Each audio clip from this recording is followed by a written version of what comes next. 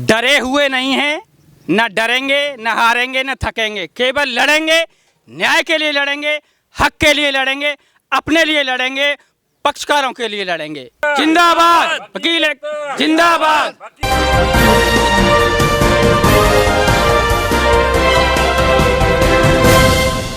अच्छा, नाम बताओ जी। पवन प्रधान, एडवोकेट, अध्यक्ष अभिभाषक संघ नगर। आज प्रोटेस्ट पे कैसे बैठे हो? प्रोटेस्ट पर आज नहीं, हम गत 24 दिनों से बैठे हैं। आज 24 दिन हमको हो गए हैं। लगातार प्रदेश में वकीलों के साथ हत्या कारित हो रही हैं, हमलावर हो रहे हैं, रोज़ हमारे ऊपर हमले हो रहे हैं। उसको लेकर समस्त राजस्थान के अधिवक्तागण आज 24वां दिन है, कार्य स्थगन किया हुआ है, कोई भी काम नहीं कर रहे हैं। कि हमारी मांग है कि एडवोकेट प्रोटेक्शन एक्ट विधानसभा में पारित किया जाए, और जब तक नहीं होगा तब तक हम यही आंदोलन की राह अपनाते रहेंगे। हम कोई भी कार्य पूरे राजस्थान के अधिवक्ता नहीं करेंगे। नागरिकों को आपसे सुरक्षा चाहिए, आपके माध्यम से सुरक्षा चाहिए। आज आप ही अपनी सुरक्षा के लिए बैठे हैं, कितना निंदनीय है ये। यही बात चिंतनीय भी है और निंदनीय भी है कि जिन अधिकारों के लिए हम लोगों के लिए लड़ते हैं, उन्हीं अधिकारों का हनन हमारे साथ हो रहा है। और सरकारें सोई हुई बैठी हैं, न्यायालय भी सोए हुए बैठे हैं। सुप्रीम कोर्ट कहता है कि एडवोकेट कोर्ट का ऑफिसर है, उधर उन लोगों को सुरक्षाएं उपलब्ध हैं और हम लोगों के लिए कोई सुरक्षाएं नहीं है। यही हमारी मांग है कि हमको भी सुरक्षा उसी तरह प्रदान की जाए, जिससे इस स्वच्छ और न्याय व्यवस्था को हम दमदार बना सकें। शीघ्र और सुलभ और सस्ता न्याय की प्रणाली में हम आगे बढ़ चढ़कर और बेखौफ होकर के अपना कार्य संपादित कर सकें। जो दिखता है वैसा है नहीं, ये कह रहे हैं आप? नहीं, के माध्यम से नहीं। और बात यह है कि अधिवक्ता और कोर्ट दोनों एक दूसरे पर आश्रित प्रणाली है। एक तरफ उन लोगों को सुरक्षाएं प्रदान हैं, काम भी वही कर रहे हैं जो हम कर रहे हैं, वो फैसला दे रहे हैं, हम उन लोगों की पैरवी कर रहे हैं। लेकिन हमारे साथ ऐसा अन्याय जब हो जाता है तो हमको भी लोकतंत्र में अधिकार है कि हमारी भी सुरक्षा की जिम्मेदारी सरकार ले, हमारे लिए भी अधिनियम बनाए, उसे पारित करे, जिससे पूरी न्याय व्यवस्था बेखौफ होकर के काम करे। एक आम वकील भी अधिकारों की जो आम आदमी के अधिकारों की लड़ाई है उसको बेखौफ होकर लड़े, निडर होकर लड़े। अगर अधिवक्ता भी डर के माहौल में न्याय की लड़ाई लड़ेगा तो फिर उस गरीब इंसान को न्याय कैसे मिलेगा? यही सवाल सभी अधिवक्ताओं के सामने है। और पूरी अधिवक्ता कौम पूरे देश की अपने इसी अधिकार के लिए आज पिछले 24 दिनों से अपना काम रोक के कि हम अपराधियों को, जो निर्दोष हैं, उनको न्याय दिलाने का काम जो कर पाते हैं और अपने काम को जो हम अंजाम देना चाहते हैं, इन्हीं धमकियों की वजह से, इन्हीं अपराधियों के डर की वजह से हमको ये धमकियां आती हैं कि आप फला पार्टी के वकील नहीं हो सकते, आप नहीं होगे। हार्डकोर अपराधी होते हैं, वो हमें तरह तरह की धमकियां देते हैं, हम पे आए दिन बाहर हमले हो जाते हैं, हमारी हत्याएं हो रही हैं जो कि चरितार्थ हैं। और उन हत्याओं को लेकर के इतना चिंतनीय विषय हो गया कि आज पूरे राजस्थान के वकीलों को पिछले 24 दिनों से हड़ताल पर रहना पड़ रहा है। और वो इसलिए कि इस बात को माननीय सुप्रीम कोर्ट भी मानता है, माननीय हाई कोर्ट भी मानता है कि एडवोकेट एक कोर्ट ऑफिसर है। कोर्ट ऑफिसर हमारे जजेज भी हैं। जजेज को जो सुविधाएं हैं, उनके लिए गार्ड हैं, उनके लिए सारी चीज़ें हैं। और एक अधिवक्ता जो अपने जज को न्याय तक पहुंचाने में सबसे बड़ा काम करता है, उस अधिवक्ता के लिए कोई भी यहाँ पे सहूलियत नहीं है और ना ही उसको कोई प्रोटेक्शन है। उसी प्रोटेक्शन बिल की मांग को लेके जैसा कि सरकार ने आश्वासित किया है कि आज 15 मार्च को वो अपनी विधानसभा में बिल पेश रखेंगे। अगर वो होता है तो हमारे और राजस्थान के अधिवक्ताओं की मीटिंग में जो निर्णय होगा वो हम आगे के लिए उसको फॉलो करेंगे। आज हड़ताल पे हैं हम। बहुत गंभीर विषय है।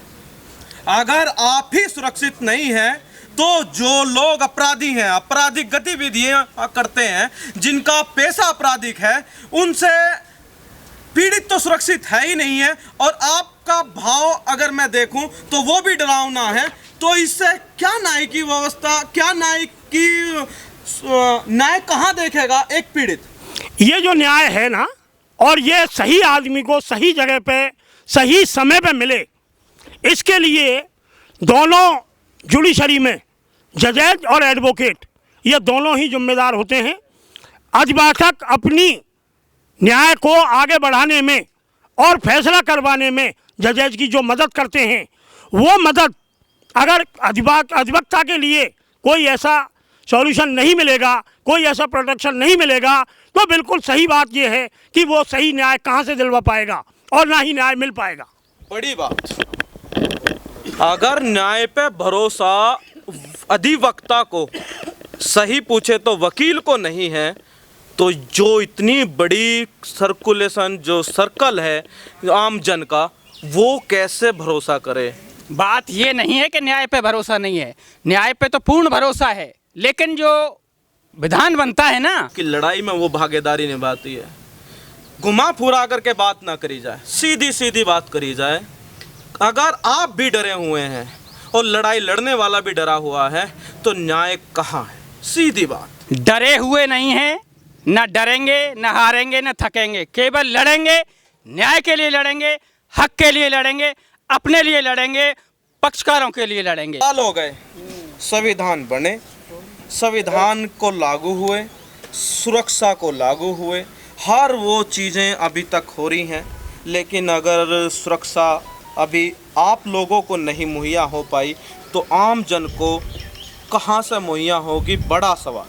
जोर दे। देखो, मैं हकमुद्दीन खान एडवोकेट, अध्यक्ष दी बार एसोसिएशन नगर, मैं आपसे इस पॉइंट पे डिस्कस करना चाहता हूँ कि हम अधिवक्तागण यदि निर्भीक होकर के और न्यायालय में पैरवी करेंगे, तो ही पक्षकार को, हमारे पक्षकार को हम न्याय दिला पाएंगे।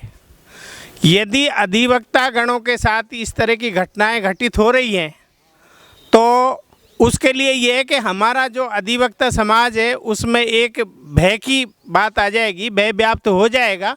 उसके लिए प्रोटेक्शन की ज़रूरत है, क्योंकि हमारे कोर्ट के अंदर डकैत भी आते हैं, चोर भी आते हैं, लुटेरे भी आते हैं, सारे लोग आते हैं, और वो किसी एडवोकेट के ऊपर यदि किसी तरह का हमला कर दें, तो उसके लिए ये प्रोटेक्शन एक्ट की मांग कर रहे हैं हम।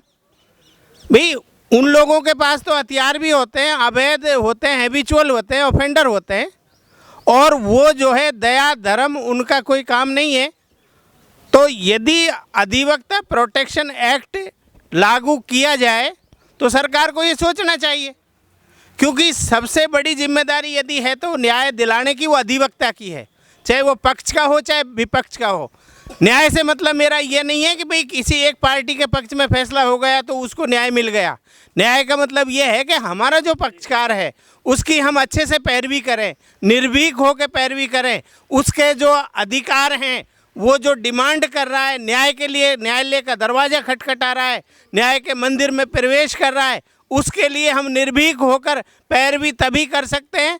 हालांकि अभी भी कर रहे हैं, लेकिन जो घटनाएं हुई हैं वर्तमान परिप्रेक्ष्य में, अधिवक्ताओं के साथ जो घटनाएं हुई है वो निंदनीय हैं, और वो जो है उनसे थोड़ा सा हमारा अधिवक्ता समाज सहम सा गया है, डरा नहीं है।